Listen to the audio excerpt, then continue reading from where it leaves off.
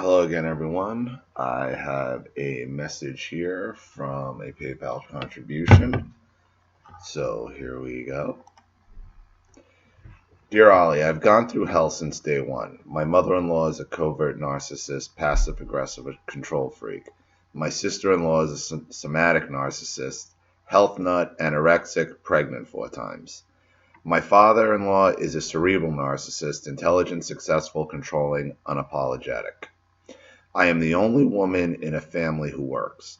I work for our family business, which we are purchasing from my father-in-law. My husband is the youngest child of 3 siblings. The family was raised to appease the mother and now to appease both the mother and the sister. The mother and sister have done everything in their power to try to hurt and destroy me. The sister lives off her parents and dumps her kids on them. My husband and I run our business together. We have 2 amazing kids and our employees are very happy. We are trying to keep the peace so we can buy the company, and then I am not sure how things are going to play out. It has been years of torture and abuse of finding any tiny thing that he can attack about us. His father takes everything they say at face value. My husband hates his mother and sister and still loves his dad with his whole heart. I just need a good way to get through things until we can buy him out, as well as a way to deal with the constant slew of attacks that come through my husband's father at the behest of my husband's sister and mother-in-law. How shall I handle them until we own the company? What's the best way to deal with them at family events when an attack is underway? What is the best way to deal with them at family events when it is not underway? What do we do once we own the family business as not to cause immediate issues? Sincerely, tortured feminist. Well, it seems like you got a lot going on in the narcissistic dynamic here. You have several different types of narcs. It looks like your father-in-law, your husband's father is a pure enabler. Because if I'm reading this right, you're saying your husband's father attacks at the behest of the sister and the mother-in-law. So, that's a tough thing when you're dealing with enablers, because a lot of times enablers are narcissists themselves, and you're not realizing it. And he's the owner of this company you're trying to buy, and it appears that the mother and the sister are just giving you all types of problems. And you're looking for how do you handle them until you own the company. Well, you're going to have these issues the closer and closer you get to any sort of deal being finalized, that the attacks are only going to increase, because selling the company to you is a loss of control for both your mother and for his mother and your sister-in-law, as well as your father, as well as his father too. And I'll say this, do not be surprised, do not be shocked if this deal falls through. Narcissists love the carrot at the end of the stick. They love to, make promises, set up deals, and then go back on those deals and rescind them. I find it very hard to accept that somebody in this narcissistic dynamic, and you have a narcissistic family dynamic, is going to give up the control they have over a company. Because in essence, when they control the company that you're working for, they in essence can control you to a greater extent. And they can use that business relationship and use that ownership as the company as a means of filling their own narcissistic supply. And I have a hard time believing that a narcissist is actually going to give up that sort of control. And when you begin to see these attacks get even more and more frequent and more intense, you're going to have to ask yourself, a hard question. Is buying this company worth it? Is it worth it? And secondly, is it actually really going to happen? Or is this another carrot at the end of the stick that, is such a common tactic of narcissistic abusers. I have a really difficult time accepting the fact that they're actually going to give up some kind of control, because right now it seems like they can control a lot of what's going on in your life. As far as the best way to deal with them at family events when an attack is underway, that's pretty simple. Don't go to the events. If you're constantly going to be on guard that you're going to be attacked at a family event, then don't go to an event. Okay, you take the attack away. Now, if you make the decision to go and the attack happens, you got to remember narcissists look for a fight, because when there's a fight or when there's a verbal or altercation, there are 1,000 opportunities to take something that's said, something that's happening, and turn it around for their own advantage. That's what they do. That's the reality. That's why they fight. It's not necessarily always about the fight itself. It's about, what can I use out of this situation to turn the situation back on you and get my own way. Now, the second thing is, like I said, if you do go and the fight breaks out, leave. Don't engage it. Say, I'm not engaging this. This is not why I come to family gatherings, to have arguments, and we're going to leave and have, to avoid any further issues. Okay, and they'll yell and scream, how dare you leave? How dare you leave? And it's a disrespect to the family. No, it's a disrespect to us. How is it a disrespect to the family if you either don't show up or don't leave if you're avoiding being attacked? See, this goes to the rules that apply to you. The rules that apply to them don't apply to you. They're allowed to attack you, and you have to take it. You have to show up. You have to stand there and take it. And that's the rules of the narcissist. So, your two options there is either don't go to the events, or as soon as a problem starts, don't engage it and remove yourself from the situation completely. Don't engage it. And, and that can be difficult, because when you're withdrawing from a situation as it's happening, you run the risk of things becoming more and more chaotic and even violent.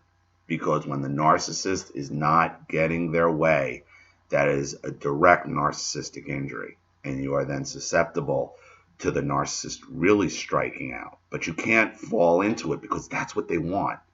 See, they want you to lose it. They want you to say horrible things. They want the fight, because that gives them the opportunity to build ammunition against you and to turn the situation. As far as what's the best way to deal with them at family events when there's not an attack underway, that's right there in your question. That's the problem with dealing with narcissists. Even when there's not an attack going on, there's one coming. It's that doom and gloom and that nervous anticipation from when's it going to hit, because they can't control themselves. So even if you're at a family event and the attack doesn't come, okay, by the time that event's over, you are so stressed out, you don't even enjoy the event anyway. So what's the point? What's the point of these family events that you're going to if the entire time you're there, you're just waiting for that hammer to drop? We subject ourselves to abuse unnecessarily. And when you look at what, the risk benefit is of even going, there is no benefit of going. There really isn't. Because whether or not the father-in-law is going to sell you that business, in reality, is going to have nothing to do with. It's going to have nothing to do with whether or not you don't show up to be attacked. Okay, because even if you do show up and be attacked, okay, they're going to find another reason not to give you that business. That's what narcissists do. That's what they do. So, and I'm sorry that I'm being so blunt and direct about it. And I know you probably have a lot invested in buying this business, but you have to hold on to the notion, okay, and keep that in your head, not even in the back of your head. Keep that right there 50-50, that, I could end up getting screwed on this deal. We could end up getting screwed on this deal just based on how narcissists act and what their tactics are. I can't get past this fact that narcissists don't give up control.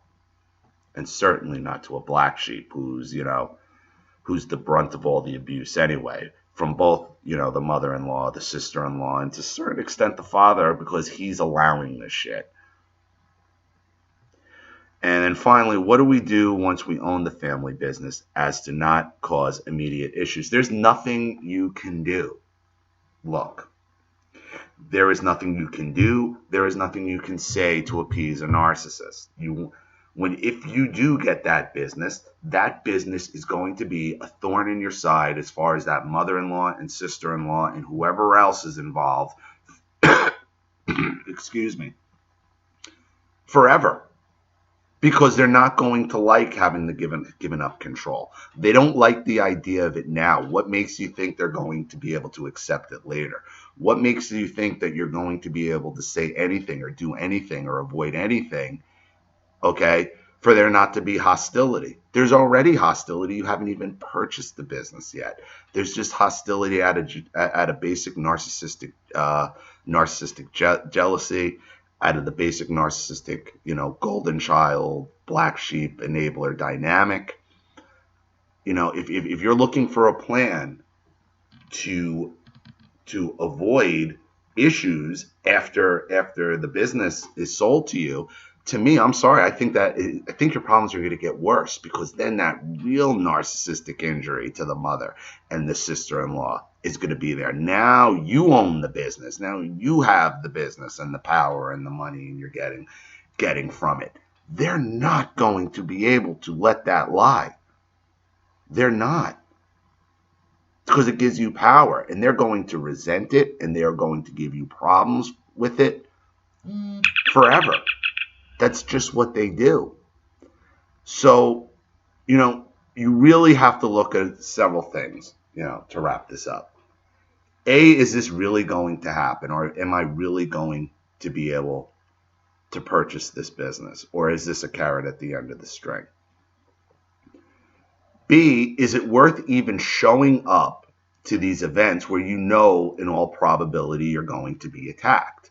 And even if you're not attacked, the family function for you is going to be ruined anyway, just anticipating the attack. So that by the time you get out of there, what's the point? What's the point? And as far as the immediate issues, once the business is, hypothetically, you do get it, happens, the issues are going to be there. Because if they're there now, they're going to be there later. And what you're going to have to do is you're going to have to assess, basically, when it comes down to it, is this worth it? Is this worth it? Do we have other options? Is there a better alternative? Because you can't appease these people, as I've said many times before. You can't appease them. You can't reason with them. This is only going to get worse once you own the business, okay? And they are going to go out of your way to make your life more and more miserable.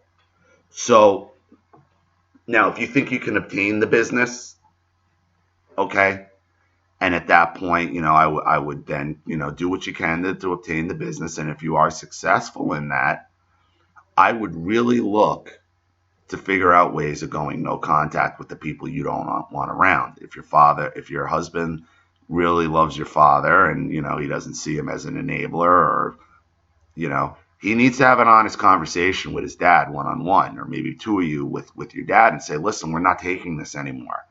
We don't want to hear the excuses about mom or the sister, or whatever her name is. We're done with it. We're grown adults. We bought this business from you. We've made lives for ourselves. We're very successful. Why do I have to listen to crap from mom and from the sister, who you said hasn't worked a day in her life? Not my problem. I don't want to deal with it, but I want to have, if you choose, you want to still think you can salvage a relationship with the father, say, I am more than willing to have a relationship with you, a good one, but I am not going to tolerate the behavior of these two women. And if that means us not coming to family functions, then so be it. And if that means us having to leave family functions to avoid fights and avoid arguments and avoid problems, okay, when these attacks arise, then that's what we're going to do. And his father could either choose to accept that or reject it. But that's on him. You owe nobody anything, whether you've bought a business from them or not. You know, you buy a business from somebody you're not related to, you don't owe that person anything once you purchase the business. Just because you're family members, this is still a business transaction. There's still money being changed hands. You're purchasing the business. Okay. Now, if the father was giving the business or willing the business to you guys, maybe that's a little bit of a different story where you're going to keep your mouth shut, but it still doesn't entitle them to abuse you. This is nothing more than a business transaction with a family member. But at the end of the day, it's a business transaction, and that's the way you need to treat it. So thank you for your donation. Thank you for your story. It's a good one because it involves business and a narcissistic family when you own a business and some of the different levels. But at the same time, still the same narcissistic family dynamic with the attacks and the gaslighting and how do we deal with this. So thank you for your story. I really do appreciate it. For everyone else who's watched, has anything to add, please leave your comments in the comment section below. And if everyone else, thank you for watching. And if you enjoy this channel, please consider making a contribution to the PayPal link in the description box below. And remember, if you do make a contribution and you want your story read on the channel, you go right to the top of the list.